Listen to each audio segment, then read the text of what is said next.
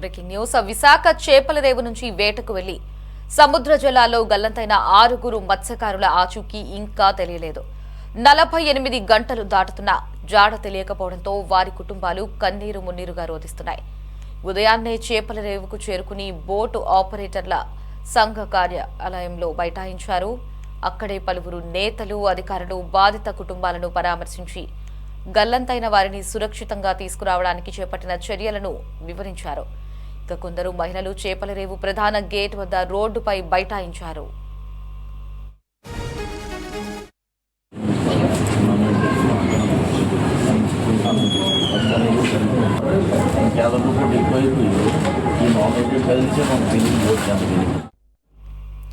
విశాఖకు 10 నాటికల్ మైళ్ల దూరంలో ఈ నెల 4న అలల ఉధృతికి బోటు తిరగబడింది.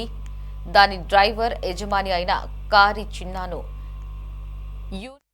వెల్తీ అనే మర్చెంట్ నౌక సిబ్బంది రక్షించారు. ఇక మిగిలిన 6 సముద్ర జలాల్లో గల్లంతయ్యారు. ప్రస్తుతం సముద్రంలో ప్రతికూల వాతావరణ పరిస్థితులు ఉన్న మత్స్యకారుల గాలింపు చర్యలను ముమ్మరం చేశారు. కోస్ట్ గార్డ్ గస్తీ నౌక 5వ తేదీ ఉదయమే రెస్క్యూను ప్రారంభించింది.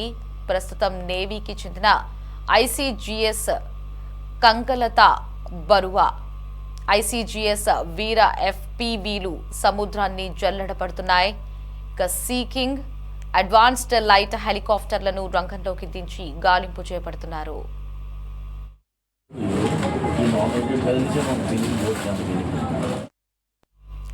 మరోవైపు కారి చిన్నాను సోమవారం రాత్రి సురక్షితంగా తీరానికి తీసుకొచ్చారు.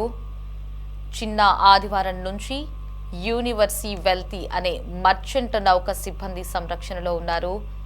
ఆయన్ను ఎయిర్ లిఫ్ట్ చేయడానికి పరిస్థితులు అనుకూలించకపోవడంతో పోర్ట్ అధికారులను సంప్రదించి యాంకరేజ్ పాయింట్లో ఉన్న నౌకను ముందస్తుగా పోర్ట్ జెట్టీకి తీసుకొచ్చే ప్రయత్నాలు చేశారు.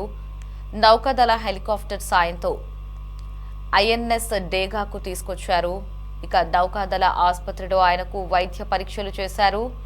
కిమ్స్ ఆసుపత్రిలో మరోసారి పరీక్షించిన తర్వాత కుటుంబ సభ్యులకు అప్పగిస్తామని ఆర్టీఓ దిలీప్ చక్రవర్తి తెలిపారు. పలువురు ప్రముఖులు చిన్నాను పరామర్శించి ధైర్యం చెప్పారు. నుంచి 37 మైళ్ళకి ఇలా దగ్గర లాగాను.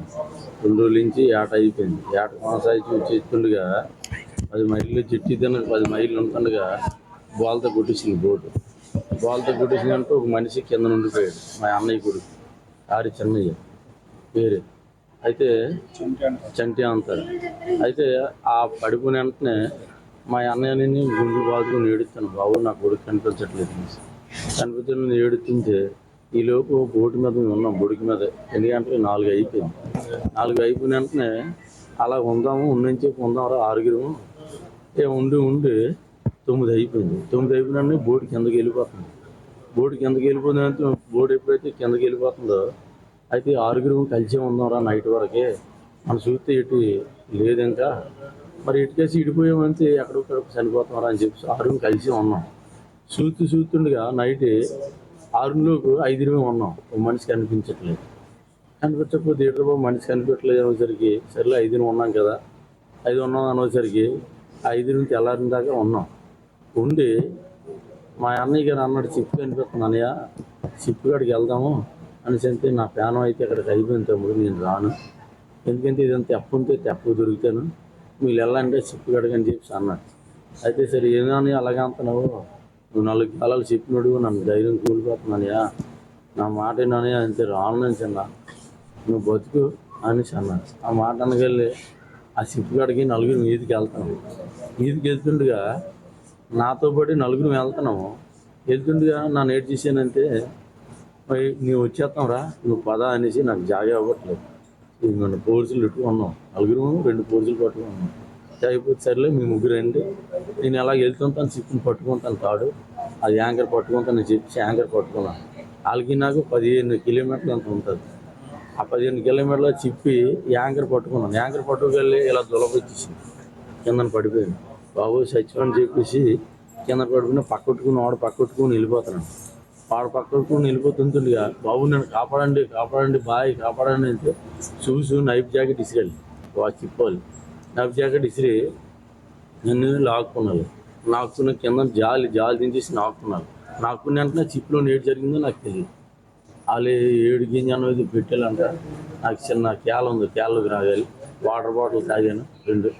అప్పుడు నాన్నకు తీసుకెళ్ళిపోయి శుభ్రంగా అన్ని చూసాలి, అన్ని చేసి ఈరోజు వచ్చింది.